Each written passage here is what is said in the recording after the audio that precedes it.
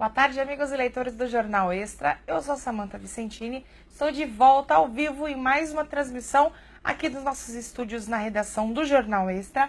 Hoje eu recebo a best-seller, a escritora Lícia Barros, que ela está em turnê de lançamento do livro Sem Olhar para Trás. A gente vai falar sobre ele daqui a pouquinho. Que ele fala, é um livro sobre violência contra a mulher, é um tema muito delicado, a gente também vai abordar esse assunto. Mas eu queria puxar o gancho hoje da nossa conversa sobre essa carreira de escritora. Então, já no nosso início da conversa, eu vou pedir que vocês, se têm alguma dúvida, escreve aqui nos comentários, marquem os amigos para assistir o vídeo. A gente vai sortear 2 exemplares do livro para as pessoas que mandarem perguntas, que são estes 2 aqui. Vai autografado. Que vai autografado, a gente vai sortear aqui para as pessoas que enviarem perguntas. Então, participem à vontade, enviem suas dúvidas, enviem suas perguntas e seus comentários. Muito obrigada pela presença, eu que agradeço. Lícia. Eu me enrolei aqui. A gente estava conversando aqui nos bastidores, porque você tinha uma carreira de sucesso, né? Você era uma executiva de sucesso e você decidiu seguir o seu sonho, que era escrever. Como que foi isso? Em primeiro lugar, muito obrigada. Boa tarde a todos que estão assistindo. Foi uma loucura mesmo, né? Assim, eu acho que chega um momento da vida em que a gente começa a se questionar o que faz a gente feliz. E eu estava realmente num momento bom da minha carreira. Eu era gerente de uma empresa de alimentos importados, né? E estava bem, mas assim, eu tive uma depressão no final de 2010 e essa depressão me deixou um pouco sem rumo. Na verdade, foi por causa de um medicamento que eu estava tomando, eu não sabia que ele causava isso. E eu fui escrever um livro como uma fuga. Foi um momento de terapia ali minha, eu nunca imaginei que eu ia publicar nada. Mas rendeu, realmente eu encontrei ali na escrita o meu lugar de descanso e era onde eu esqueci os problemas e me apaixonei. 7 meses depois eu terminei esse livro e algumas pessoas, parentes, leram e elogiaram, mas eu, não, é parente, né, imagina. E até que algumas pessoas foram passando o arquivo para outras pessoas e pessoas muito diferentes começaram a me ligar e elogiar o livro. E eu falei, será mesmo que tem alguma coisa boa? E eu não conhecia nada do mercado editorial, absolutamente nada. Então eu comecei a pesquisar por algumas editoras, enviei o livro, né? E falei, agora eu vou esperar, porque as notícias na internet eram as piores, né? A editora demora a responder, quando responde, se responder depois de 1 ano. E para minha grande surpresa, 1 semana depois eu recebi um contato de uma editora pequena e falando que estava buscando mais ou menos um livro naquele perfil, naquele momento. Então assim, foi o livro certo, no momento certo. E aí eu acabei fechando com essa editora, que foi a editora Damprevan, e foi muito bom naquele período para mim. Foi a primeira que me abriu as portas, me ensinou o que era esse mercado. E eu publiquei 3 livros com eles. Depois outra editora veio me procurar, uma editora um pouco maior. E eu publiquei livros com essa editora também, que é a Novo Século. Publiquei mais 4 livros com eles. E depois eu recebi uma proposta, a gente estava num namoro, eu com a Arqueiro, publiquei livro pela Arqueiro, aí me fizeram uma proposta da seleção, enfim, uma coisa foi puxando a outra. Então eu costumo dizer que eu não sou de ninguém, sou meio prostituta, assim, das editoras. E até que eu fechei esse contrato esse ano com a editora Valentina e, enfim, foi uma coisa puxando a outra, mas não é fácil, né? É difícil. É difícil. Na verdade, eu só consegui fazer essa migração da carreira que eu tinha para essa porque eu tive o apoio dentro da minha casa, né? O meu marido, ele topou, ele viu que eu estava muito feliz fazendo aquilo e ele me incentivou, porque se ele não tivesse feito esse incentivo, ia ser muito difícil de eu ter largado tudo, até porque isso comprometeu a nossa renda na época, porque eu parei de trabalhar em uma coisa para investir numa carreira e livro demora, né? Você ter retorno financeiro disso, mas eu fui fazer o que eu queria. Então, assim, hoje eu sou uma pessoa mais feliz porque eu pude correr esse risco, que muitas pessoas, às vezes, por causa das necessidades diárias, às vezes não podem. Nem todo mundo pode largar a carreira para fazer uma aventura, né? Que no começo foi uma aventura. Embora eu levei muito a sério desde o início. Eu justamente quis sair do trabalho para eu ter tempo para investir em divulgação, para poder ir em feiras literárias, para poder me aculturar nesse universo que para mim era novo. Até então, o que eu sabia do mercado editorial era como leitora. E aí eu tive que descobrir o que é importante numa carreira, né? E foi passo devagar, foi tudo muito devagar. Por enquanto, e até o momento são 13 livros publicados. Isso. aqui em Portugal e na África. Isso. Mais 100 mil exemplares vendidos. Bate esse ano, graças a Deus. Baita sucesso. Vários projetos pela frente que a gente vai falar daqui a pouquinho. E o pessoal já começou a interagir aqui nos comentários. Paulo César Farias está acompanhando a gente. Cícera Martins pediu pra gente mandar um oi. Tânia Regina Gomes está acompanhando aqui também. Juliana Souza, ela fez um comentário muito fofo. E a gente já vai falar, porque ela fala especificamente do novo lançamento da Alicia. E... não, vamos falar dele agora. Vamos aproveitar o gancho aqui. Ela fala... Ai, que linda, Alicia Barros no ao vivo do Jornal Extra. O que te levou a escrever sobre esse assunto tão delicado como a violência contra as mulheres? Aí eu aproveito para você apresentar o Sem Olhar para Trás. Tá. Bom, meu público essencialmente é feminino. Eu tenho leitores homens também, mas o meu público essencialmente é feminino. Então, antes de eu preparar um livro, antes até de eu preparar o roteiro desse livro, eu procuro saber o que eu quero dizer com aquela obra. Todos os meus livros têm alguma mensagem. Tem livros meus que focam bem no perdão, outro foca em escolhas. Essa coisa da violência doméstica foi até interessante, que eu comecei a escrever esse livro 2 anos atrás, o assunto não estava tão em pauta como está agora, né? Sim. Que foi tema do Enem e vários escândalos aí que aconteceram. Eu não previ, né? Não tinha como prever. Mas acabou que bom que o assunto está sendo levantado novamente, porque parece uma coisa retrógrada, mas ele acontece até hoje. E eu convivi com pessoas que passaram por esse problema, não dentro da minha casa, mas pessoas muito próximas, pessoas a quem eu tinha muita afeição, e eu via pessoas sofrendo durante muito tempo com esse problema, e eu me questionava, por que essa pessoa se permite viver nessa situação? Por que ela não dá um basta? Né? Então eu comecei a tentar entender tanto o perfil do agressor, quanto o perfil de quem sofre. Claro que assim, são vários casos diferentes, né? Cada um tem uma motivação diferente. A agressão, geralmente ela não é todo dia, né? Geralmente a agressão, ela pode até ser esporádica. Muito da agressão não é física, é verbal, né? A gente sabe que tem parceiros que humilham o outro parceiro. Mas, enfim, eu botei aqui realmente a parte da violência física, que é muito preocupante. E no caso da minha personagem, ela tem um filho, né? Então ela vai para uma relação difícil. Eu vou dar uma pequena sinopse da história. É a história de uma jovem que ela se apaixona aos 18 anos por uma pessoa e resolve fugir para viver com essa pessoa contra a vontade dos pais dela.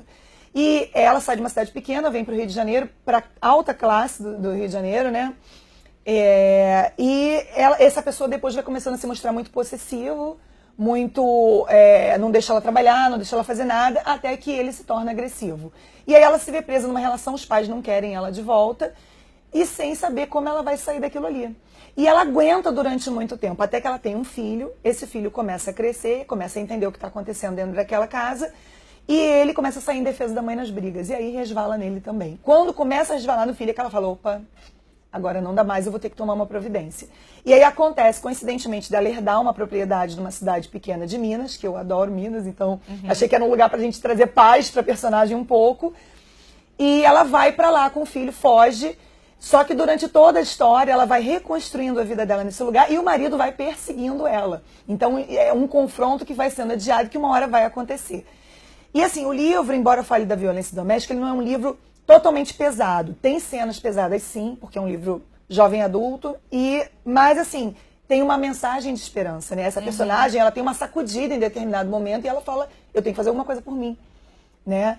E várias coisas vão ser discutidas no livro, inclusive essa coisa da lei, né, do Brasil, o que a gente já alcançou, o que a gente ainda precisa alcançar, né, porque a Lei Maria da Penha, ela foi uma vitória realmente das mulheres. Muito importante. Muito importante, mas a gente ainda tem muitos passos à frente, porque assim, a mulher denuncia, e o que é feito com essa mulher pós-denúncia? Existe um amparo, sabe? Eu acho que ainda falha muito o governo nesse amparo pós-denúncia, porque a gente já vê casos em que há denúncia e depois o homem vai lá e mata a pessoa, né? Então eu acho que esse amparo do pós é que ainda precisamos melhorar. E tudo isso a gente discute um pouquinho durante o livro.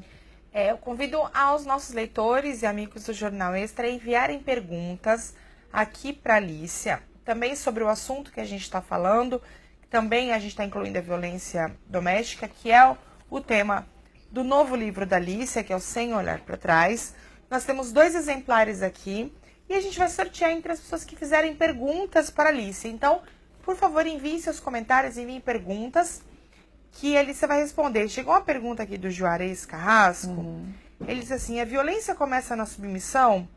A mulher, por conta de sua tentativa em ser diplomática, conciliadora, acaba cedendo mais do que poderia negociar? Esse é um dos casos, né? A gente não pode generalizar. Eu acho assim, muitas vezes começa por uma carência.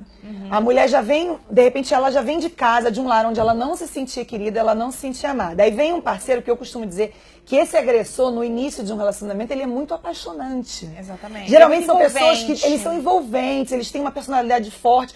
Então vem, de repente, uma mulher de um lar onde ela não se sentia muito amada, muito querida, muito cuidada.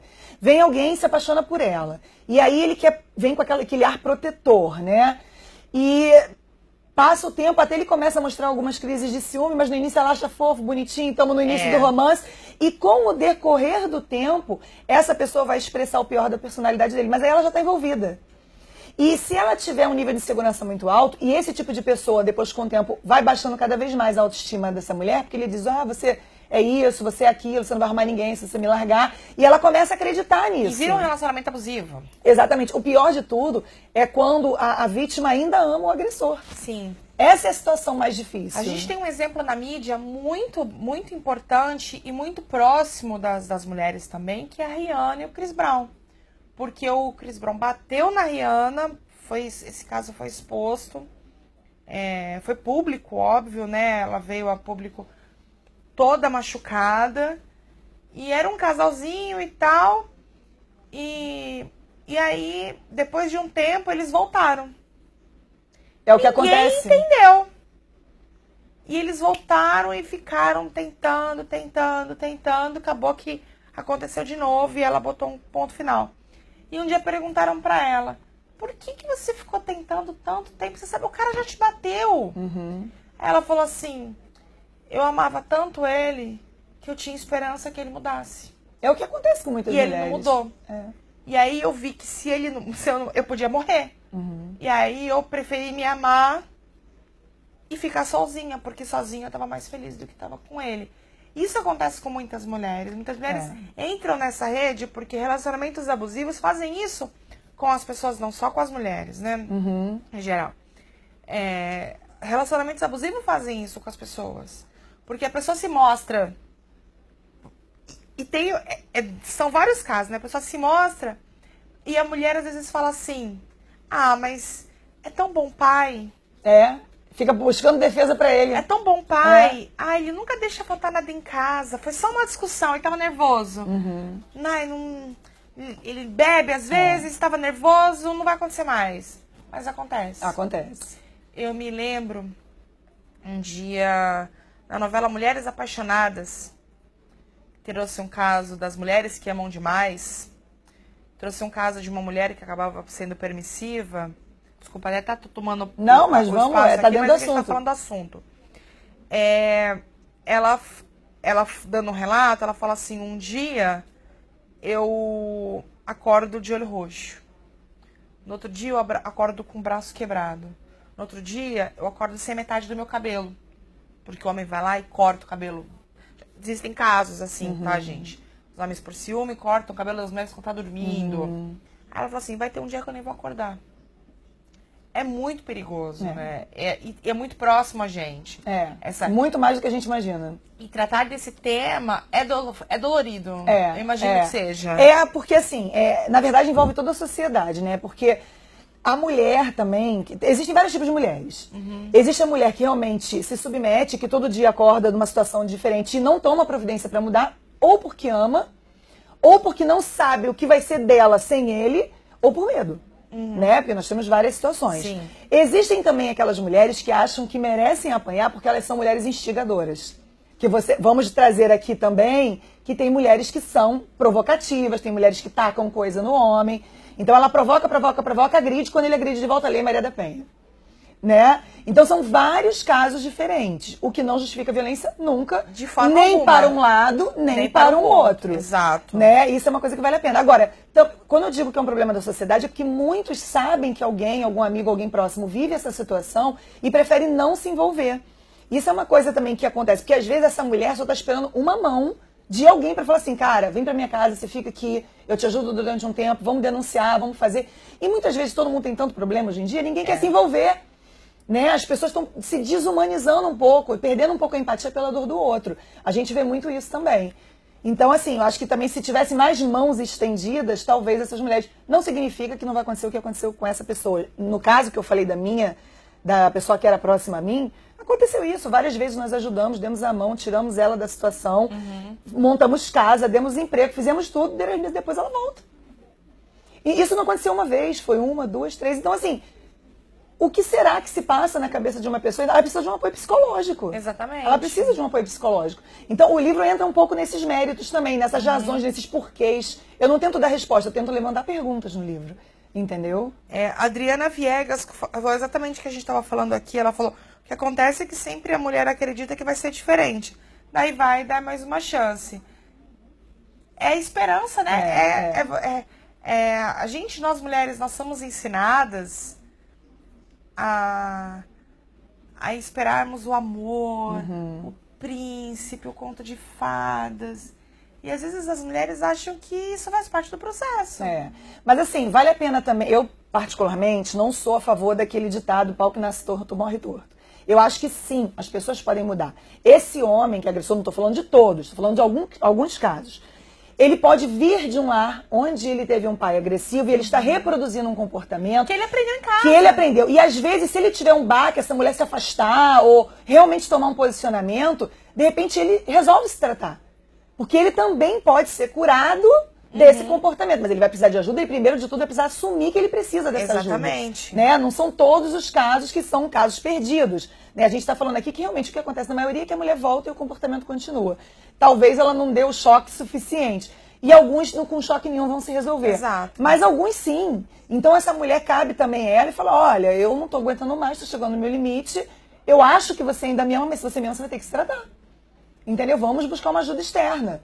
Que é uma coisa muito difícil para o homem, né? A gente sabe que o homem tem um pouco de resistência com essa coisa de terapia em qualquer nível, né?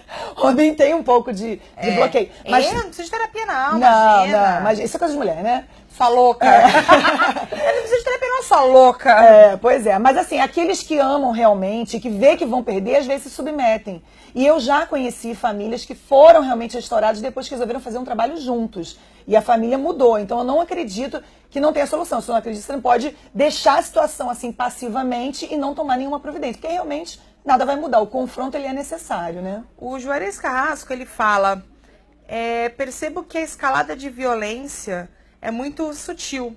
Como a mulher se envolve mais profundamente, ela não percebe os pequenos sinais disfarçados em amor. Sim, né? sim. Não consegue entender a situação. Aquiles Carvalho disse que é muito interessante a gente falar desse assunto.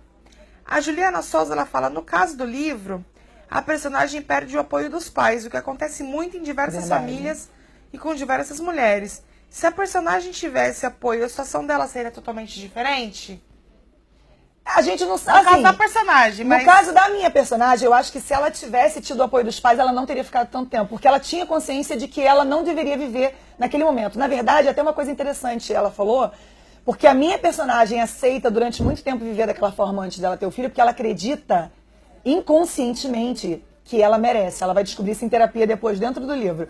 Ela acredita que ela merece porque ela saiu de casa contra a vontade dos pais. Então aquilo é como se fosse um castigo, que ela tem que passar por causa que ela fez uma escolha errada. E isso acontece muito, Acontece né? demais. A mulher tá numa situação, seja qualquer da vida, em que ela tá sofrendo alguma coisa. Acontece muito, por exemplo, vou até fugir um pouco do assunto. Eu ouvi esses dias um pai que tem um filho deficiente falar pra mim assim, eu devo ter feito alguma coisa pra merecer. As pessoas pensam assim, em relação em todos os níveis da vida. E também, às vezes, o próprio marido convence a mulher de que ela fez alguma coisa pra merecer e ela acredita. Exatamente. Por isso que eu falo, pra sair sozinha desse mar é muito difícil, você geralmente precisa de ajuda.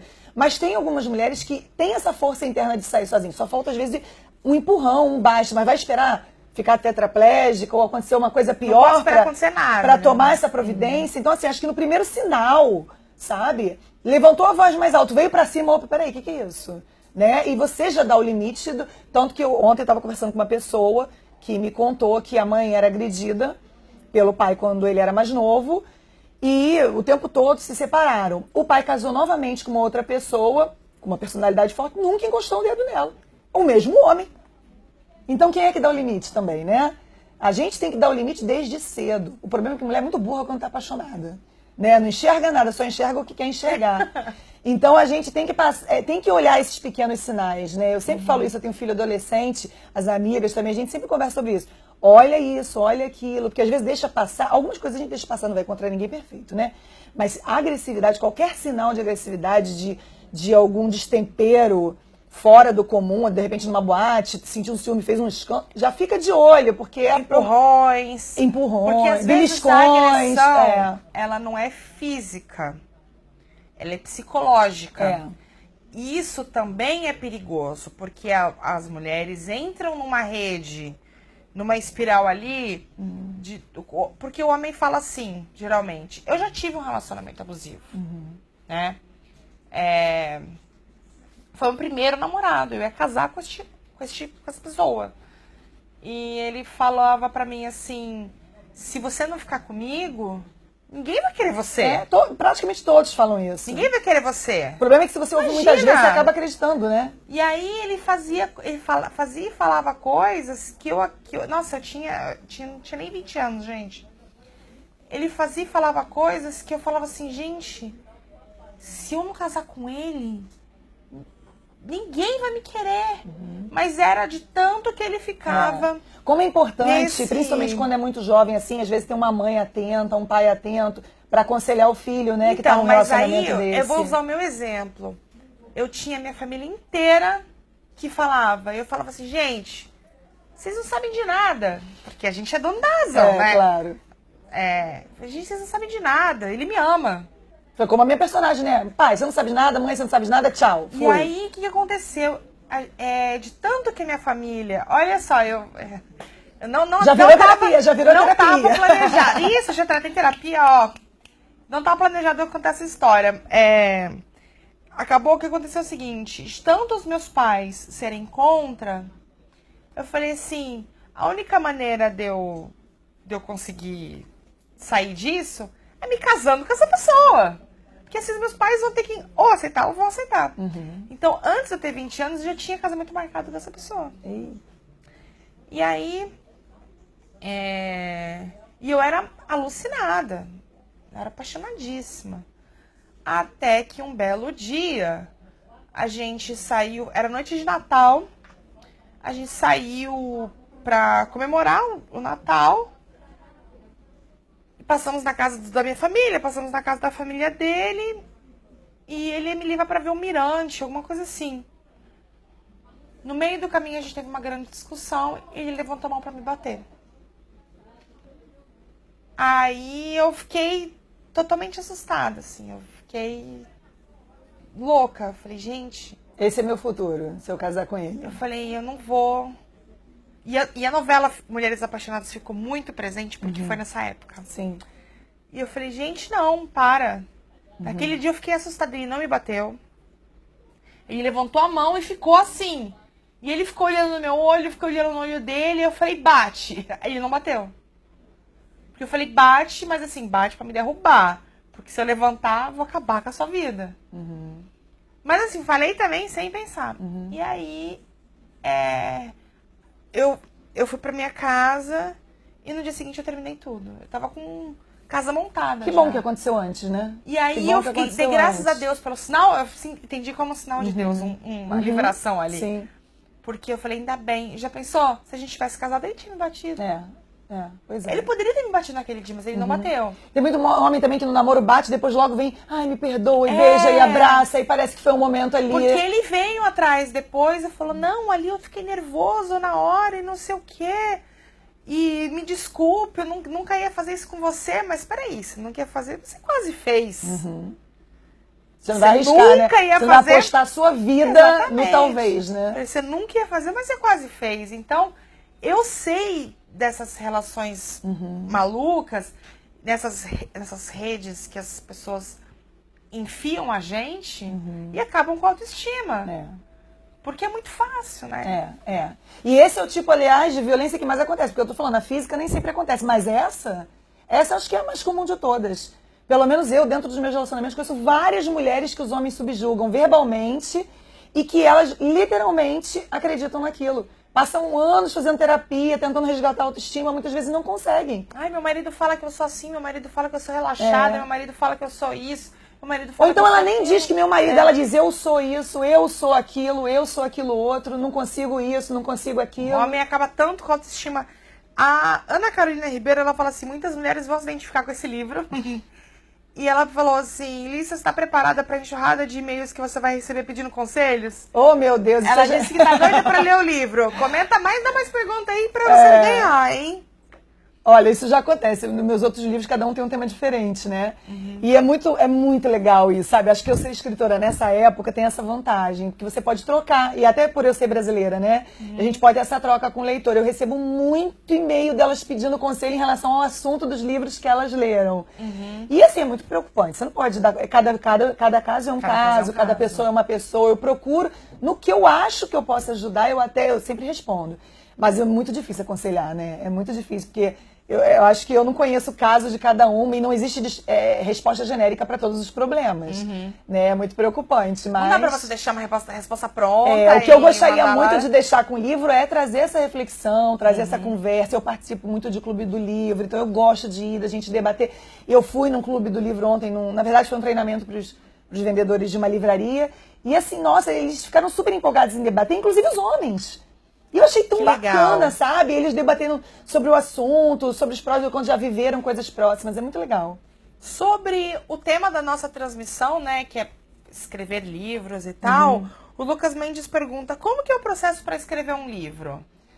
Olha, primeiro... Você tá lá e assim, tudo é ideia? Na verdade, assim, hoje eu tenho ideia para mais 30 livros, assim, entendeu?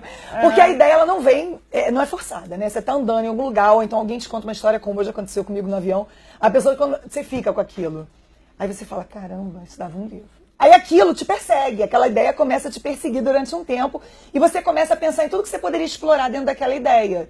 Se realmente você se apaixona pelo conteúdo, hoje mesmo, né, eu ouvi uma pessoa aqui falando sobre isso, né?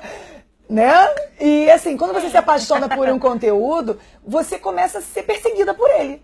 E aí, o que eu faço? A primeira providência que eu tomo, mas é o meu método de trabalho, não que todos os escritores tenham que agir dessa forma, mas muitos agem, e é o que eu ensino no meu curso, é você fazer o primeiro roteiro, como se fosse um primeiro argumento daquela história. Tudo que poderia acontecer dentro daquela história. Se esse argumento fluir, que para mim a parte mais difícil de escrever um livro é criar esse argumento, se eu conseguir escrever esse argumento do início ao fim, o que queria acontecer na história, grosso modo, eu vou conseguir escrever o livro. Se o argumento não fluir, eu não vou conseguir escrever esse livro.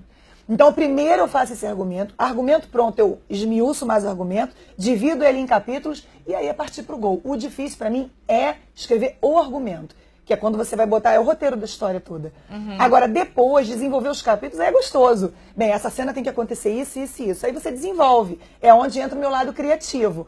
Mas eu não consigo começar a escrever um livro sem saber onde ele vai terminar. Muitas vezes, até eu termino, escrevo a última cena primeiro. Pra eu saber exatamente pra onde eu tô indo. Entendi. Isso é como se fosse um farol pra mim, sabe? Então eu já boto... E assim, pra mim, eu já tenho 13 livros publicados em 6 anos. Se eu não tivesse um método, dificilmente escreveria tanto livro. Porque se você for esperar... Dá 2 livros por ano. Exatamente. Se você for esperar inspiração, você não escreve. Você não pode ficar esperando estar inspirado para escrever. Você senta lá na e frente escreve. do computador e fica... Tem até um filme, eu não me lembro agora, mas acho que era com... o autor de Titanic. Ai, meu Deus, fugiu agora. James Cameron? Não. O Leonardo DiCaprio? Leonardo DiCaprio. Que ele tá junto com um escritor e aí senta o escritor mais velho na frente dele com uma máquina de escrever e ele senta. E aí ele está pensando assim, vamos escrever, vamos. Aí ele fica pensando, e o cara... E ele pensando, e daqui a pouco, cara, o que você tá fazendo? Não, eu tô pensando, me inspirando. Não inspira, escreve. E aí ele começa a escrever. E é isso que acontece. Às vezes eu tô péssima, nem tô querendo, mas eu tenho meu horário, minha disciplina. Eu começo a dedilhar, às vezes é uma coisa meio torta, mas daqui a pouco vai. Quando vem, flui. E às vezes você escreve 13 páginas num dia que você não tava inspirado. E nem tava imaginando que escrever Exatamente. isso, né? Então eu vou reforçar aqui, pessoal, quem enviar perguntas para nossa convidada Alicia Barros vai concorrer a um exemplar do livro. A gente vai fazer o sorteio aqui ao vivo. São 2 exemplares do novo livro da Alicia, o Sem Olhar para Trás. É um livro que fala sobre... É um romance. É um romance. Fala sobre... Ele aborda de uma forma muito delicada o tema de violência doméstica. Mais perguntinhas aqui. A Juliana Souza falou que é um livro que, sem dúvida, ela vai ler, porque o tema é muito bom. Sabrina Miranda pergunta, Alicia, você já ouviu alguma história emocionante de leitores que leram o seu livro? Quando eles se identificam com a sua história e conseguem tirar alguma lição dali, conseguem mudar a sua vida? Isso acontece muito. É o que eu falo. Quando você decide ser escritor, a parte financeira demora, mas ninguém decide ser escritor para ganhar dinheiro. A gente escreve porque a gente ama, o resto é consequência, amor, né? E é uma maluquice, né? Dentre todas as carreiras do mundo, se eu quiser ganhar dinheiro, eu vou fazer outra coisa. Mas, enfim, a melhor parte desse trabalho é a gratificação quase que imediata através desse contato com o leitor. Porque, assim, o leitor que não gosta da sua obra, ele não vai comunicar com você. Ele vai lá encher o saco de alguém, vai botar alguma coisa em algum lugar diferente. Mas quem gosta muito da sua obra, ele se comunica. Então, assim, é o único trabalho que eu digo na face da terra que tu recebe elogio todo dia. Todo dia que tu abre um e-mail, tem alguém dizendo, poxa, gostei muito da sua obra e tal. E eu recebo... Eu vou escrever livros. Olha, faça isso. Eu recebo depoimentos lindíssimos. Vou te dar um exemplo. Eu recebi um e-mail de uma pessoa falando que ela estava noiva de um rapaz há muitos anos. E eles já estavam para casar quando ele sofreu um acidente e ficou tetraplégico. E ela ama muito, amava muito ele, mas ela não tinha mais certeza se ela tinha força interior para aguentar essa barra, o que é compreensível. Sim. O que é compreensível.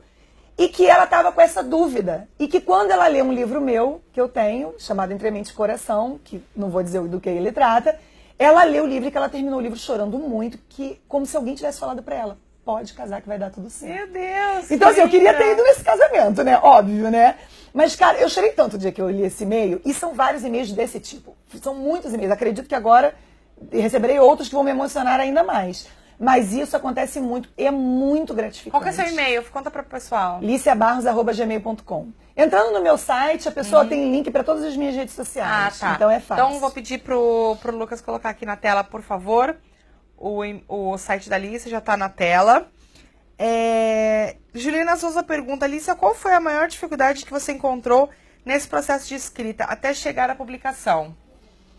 Olha, como eu te falei, eu fui um caso um pouco à parte, né? Eu terminei de escrever, procurei as editoras e rapidamente encontrei uma pequena, mas encontrei.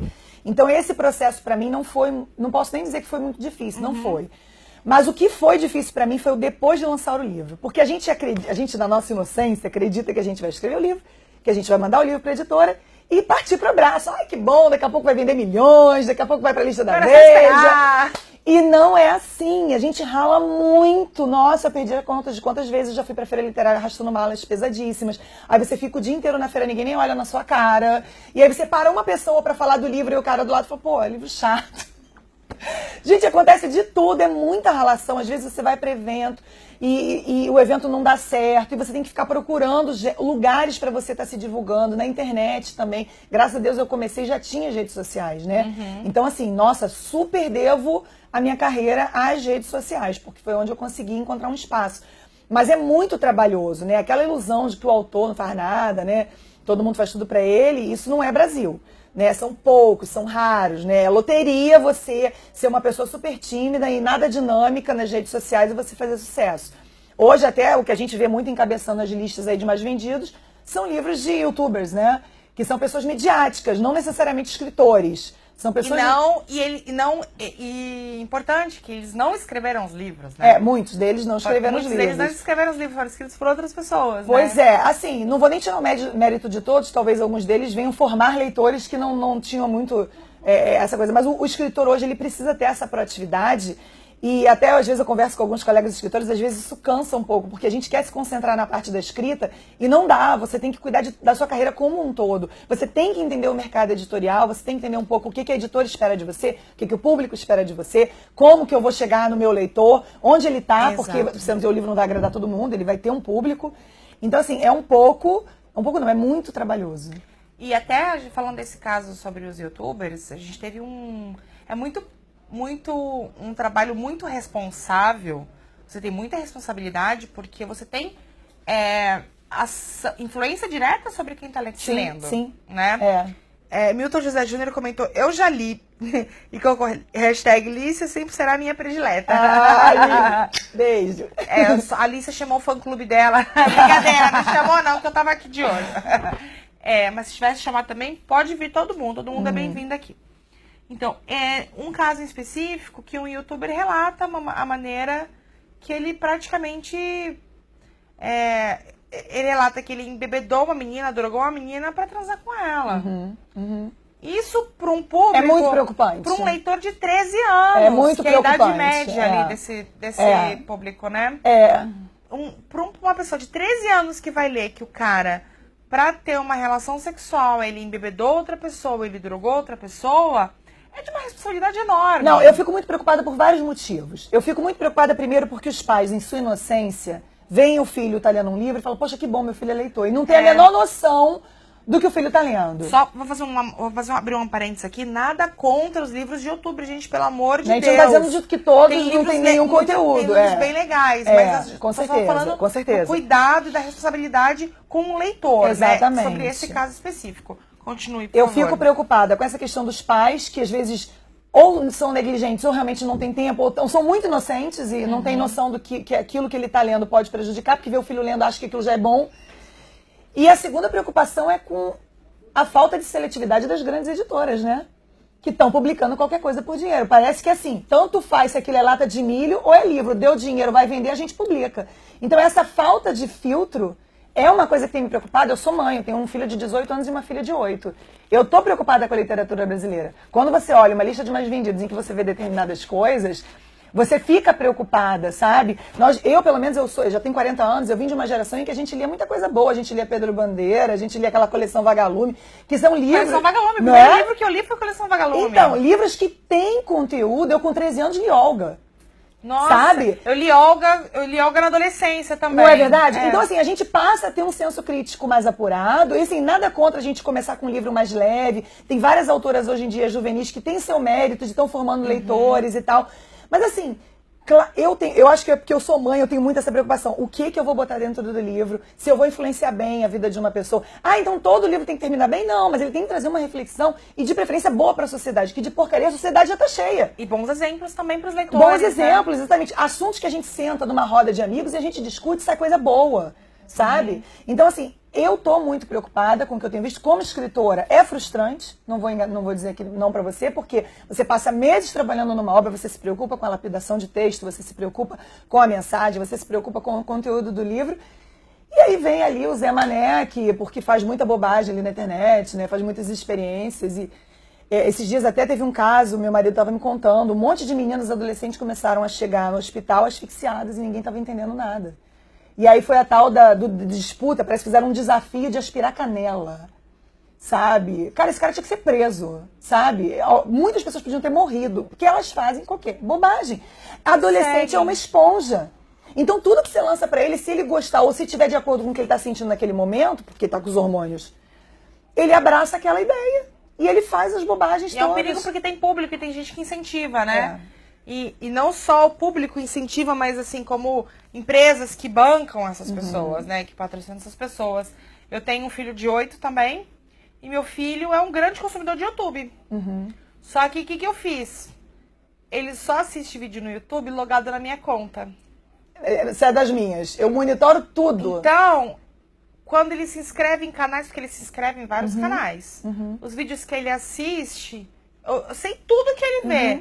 Mas não porque eu sou a mãe controladora, mas sim porque eu me preocupo com o tipo de conteúdo que meu filho tem acesso. Até pra você ensinar ele a pensar, você precisa saber o que ele tá vendo, pra você sentar do lado dele e conversar. Por exemplo, meu filho tem 18 anos, eu já não monitoro nada que ele faz, né? Mas eu gosto de ver o que ele tá vendo, e às vezes eu sento do lado, ele sempre me chama pra ver os youtubers que ele vê, e às vezes, quando eu vejo que não é uma coisa muito legal, eu trago a conversa pra ele. Pô, mas você acha maneiro isso que ele tá falando? Vamos... E às vezes a gente, na conversa, ele fala, realmente, você tem razão. E ele deixa de seguir. Então é importante esse diálogo. Sim. Só pode acontecer se você souber o que ele tá vendo. Exato. Né? Porque pro pai é muito cômodo. Larga ele lá na internet, não tá enchendo meu saco. Então... porque muitos pais colocam um tablet na mão das crianças, mas hoje é um celular na perigo. mão das crianças, fica vendo lá, vê um vídeo ali, vê um vídeo assado. Ninguém vai poder impedir o filho de estar conectado, mas você tem que ter um mínimo de acompanhamento, né? Vamos dizer assim. E é uma grande preocupação, até com os livros que o meu filho lê. Porque a escola tem um projeto de leitura, então toda sexta-feira... É igual a minha filha também. Chega um livro em casa. E eu tô vendo boas histórias que eu li na infância e li na adolescência. Turma da Mônica, meu filho lê bastante. Ele se apaixonou, cresci lendo Turma da Mônica, né? Eu chorei horrores quando eu conheci o Maurício de Souza, porque eu falei assim, gente, é o responsável ali pela formação do meu caráter, né? O cara acompanhando. Aprendi a ler com a Turma da Mônica. Sim. E eu vejo muitas as crianças distorcidas. E falta, e vou bater nesse ponto, falta essa sensibilidade das editoras e do geral, assim, em ver essa responsabilidade do que é escrito. Uma responsabilidade social que eu acho que a editora deveria ter e que... a gente sabe, eles precisam de dinheiro, eles precisam, né? Não estamos negando isso. Mas então, assim, vamos procurar alguma coisa que pelo menos não vai atrapalhar o fortalecimento do caráter do jovem, sabe? Vamos colocar a história de um cara que drogou a menina. Não, por favor, sabe? Com por ela, favor, né? Isso complicadíssimo. É horrível. Vamos ao sorteio dos nossos livros. Tchan, tchan, tchan, tchan, tchan. Os nomes de vocês estão aqui, que enviaram perguntas. Olha, a gente teve bastante.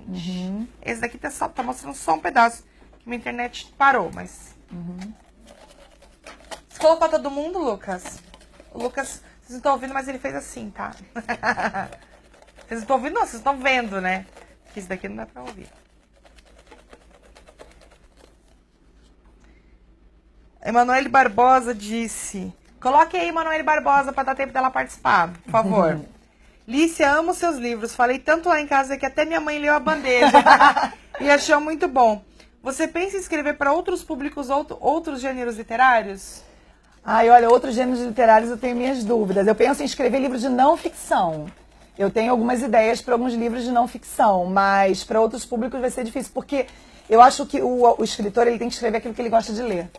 E eu gosto de ler livros parecidos com os livros que eu escrevo. Não que eu só leia isso, mas são o meu estilo de livros preferidos. Eu gosto de escrever sobre dramas, eu gosto de escrever sobre esse universo feminino, eu gosto de escrever romance, então não tenho muito essa ideia. Agora, dentro desse universo feminino, eu já escrevi história para várias idades. É porque a mulher é muito engraçada. Ela não importa se ela tem 60, se ela tem 15, ela lê um mesmo livro e gosta.